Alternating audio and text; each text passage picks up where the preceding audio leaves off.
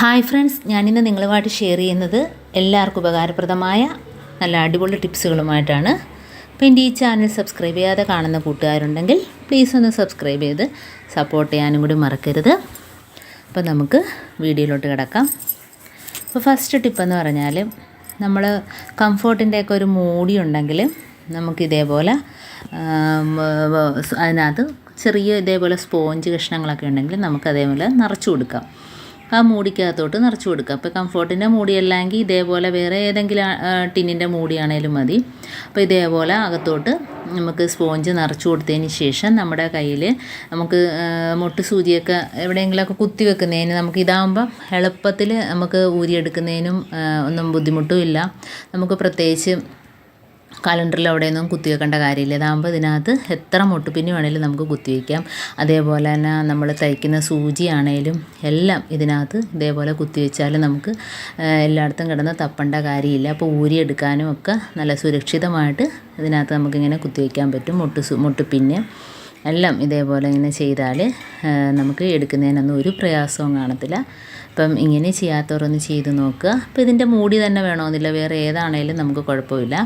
അപ്പോൾ ആ സ്പോഞ്ച് മുകളിൽ നമുക്ക് കുറച്ച് സ്പോഞ്ച് വെച്ചിട്ട് അകത്ത് നമുക്കതിന് പകരം കടലാസൊക്കെ കയറ്റിയിട്ട് മുകളിൽ സ്പോഞ്ച് വെച്ച് കൊടുത്താലും മതി. അപ്പോൾ അടുത്ത ടിപ്പെന്ന് പറഞ്ഞാൽ, നമുക്ക് ഇതേപോലൊരു 1/4 കപ്പ് വെള്ളത്തിനകത്ത് ഒരു 2 ടേബിൾ സ്പൂൺ അളവിൽ നമുക്ക് വിനാഗിരി ഒഴിച്ച് കൊടുക്കാം. അപ്പോൾ ഇത് മാത്രം മതി. ഉറുമ്പൊക്കെ നമുക്ക് മറ്റേ കിച്ചൺ ടൈൽസിലൊക്കെ ഉറുമ്പൊക്കെ ഉണ്ടെങ്കിലും അതേപോലെ സിങ്കിനകത്ത് ഉറുമ്പൊക്കെ ഉണ്ടെങ്കിലും നമുക്കിത് മാത്രം മതി. ഇതൊന്ന് സ്പ്രേ ചെയ്ത് കൊടുത്താൽ മതി. അപ്പോൾ ഇങ്ങനെ ചെയ്യാത്തവരൊന്ന് ചെയ്ത് നോക്കുക. അതിൻ്റെ ആ സ്മെല്ലടിച്ചിട്ട് ആ ഭാഗത്ത് ഉറുമ്പോ ഈച്ചയോ ഒന്നും തന്നെ വരത്തില്ല. അപ്പം നമുക്ക് ഈച്ചയുടെയൊക്കെ ശല്യം ഉണ്ടെങ്കിൽ ഇതേപോലെ ഒന്ന് ചെയ്ത് നോക്കിയാൽ മതി. ഇപ്പം അടുത്ത ടിപ്പെന്ന് പറഞ്ഞാൽ, നമ്മൾ വെറുതെ കളയുന്ന കലണ്ടർ ഉണ്ടല്ലോ, അപ്പം അത് ഇതേപോലെ നമുക്ക് വളരെ ഉപകാരപ്പെടും. കാരണം മഴ സമയത്തൊക്കെ നമുക്ക് തുണികളൊക്കെ പ്രത്യേകിച്ച് ഉണക്കുന്ന സ്ഥലങ്ങളൊക്കെ കുറവാണെങ്കിൽ ഓരോരുത്തർക്കൊക്കെ അത്രയും സൗകര്യം കാണത്തില്ലല്ലോ പുറത്ത് കൊണ്ടിട്ട് ഉണക്കാനും. അതേപോലെ എവിടെയാണേലും നമുക്ക് റൂമിലാണ് എവിടെ ഇട്ടുവാണേലും ഈ രീതിയിൽ നമുക്ക് ഉണക്കിയെടുക്കാം. അപ്പോൾ നമുക്ക് ഇതേപോലെ കളയുന്ന കലണ്ടർ ഉണ്ടെങ്കിൽ ഇതേപോലെ ഇച്ചിരി കട്ടിയുള്ള കയറെടുക്കുക. കയറോ ചരടോ എന്താണേലും കുഴപ്പമില്ല, കുറച്ച് കട്ടി വേണമെന്നേ ഉള്ളൂ. അപ്പോൾ അത് ഇതേപോലെ കലണ്ടറിൻ്റെ ആ ഭാഗത്തൂടെ ഇങ്ങനെ ഇട്ട് കൊടുക്കുക. മുകൾ ഭാഗത്തൂടെ ഇങ്ങനെ ഇട്ട് കൊടുത്തതിന് ശേഷം നല്ല രീതിയിലൊന്ന് ചുറ്റിയെടുക്കുക. നല്ല ഞെരുക്കി ചുറ്റിയെടുക്കുക.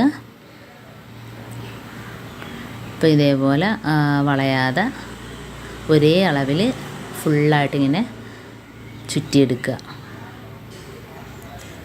അപ്പോൾ ഇതിന് ശേഷം നമുക്ക് ഇത് അഴിഞ്ഞു പോകാതിരിക്കാനാണെങ്കിൽ സെല്ലോ ടേപ്പ് ഫുള്ളായിട്ട് ചുറ്റി കൊടുക്കാം.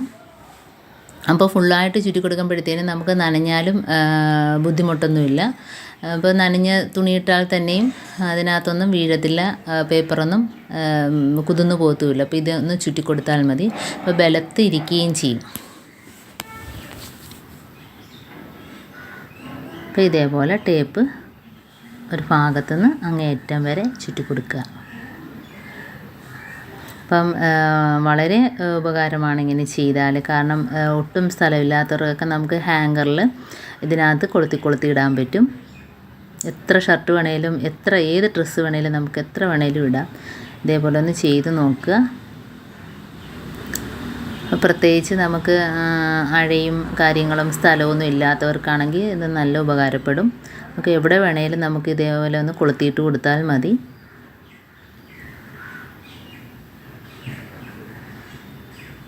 അപ്പോൾ ഇങ്ങനെ ചെയ്യുമ്പോഴത്തേന് നമുക്ക് പ്രത്യേകിച്ച് സ്ഥലം വേണമെന്നില്ല, എവിടെ വേണേലും നമുക്ക് കൊളുത്തിയിട്ട് കൊടുക്കാം. അപ്പോൾ തുണികൾ അവിടെ കിടന്ന് ഉണങ്ങുകയും ചെയ്തോളും.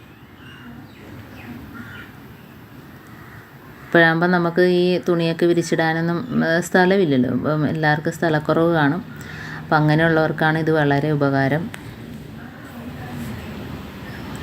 ഫുള്ള് ഇങ്ങനെ കവർ ചെയ്ത് ചുറ്റുമ്പോൾ അതിനൊരു പ്രത്യേക ബലവും കൂടെ ഉണ്ടാവും. അങ്ങനെ ഫുള്ളായിട്ട് നമുക്ക് ചുറ്റി കൊടുത്ത് വരാം.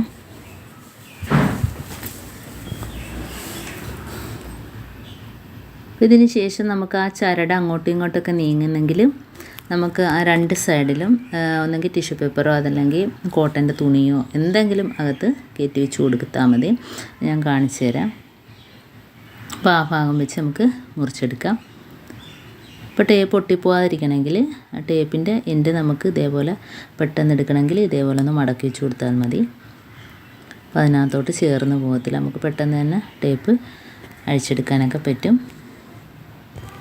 അപ്പോൾ ഈ വള്ളി കണ്ടോ, ഇനിയിപ്പോൾ നമുക്ക് അങ്ങോട്ടും ഇങ്ങോട്ടും വള്ളി നീങ്ങും. അപ്പോൾ അതിന് നമുക്ക് 2 ഭാഗത്തോട്ടും നമുക്ക് ടിഷ്യൂ പേപ്പർ വെച്ച് കൊടുക്കാം. അപ്പോൾ ഇതേപോലെ തുമ്പൊന്ന് കെട്ടി കൊടുക്കണം. അപ്പോൾ ഇത്രയേ ഉള്ളൂ, വളരെ എളുപ്പത്തിൽ തന്നെ നമുക്ക് ചെയ്തെടുക്കാൻ പറ്റും. അപ്പോൾ ഇതില്ലെങ്കിൽ ടിഷ്യൂ പേപ്പർ ഇല്ലെങ്കിൽ സാധാ പേപ്പറോ അതല്ലെങ്കിൽ തുണിയോ അതാകുമ്പോൾ നല്ല ടൈറ്റായിട്ടിരിക്കുകയും ചെയ്യുക, ചരട് അങ്ങോട്ടും ഇങ്ങോട്ടും നീങ്ങി പോകത്തില്ല.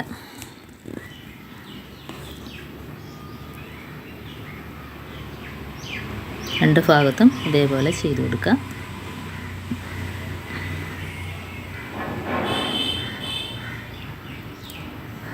അപ്പോൾ ഇത്രയേ ഉള്ളൂ. ഇനി നമുക്ക് എവിടെ വേണേലും തൂക്കിയിടാം, എവിടെ വേണേലും നമുക്കിത് കൊണ്ടുപോയി തൂക്കിയിടാം. നല്ല ടൈറ്റായിട്ട് വെച്ച് കൊടുക്കണം.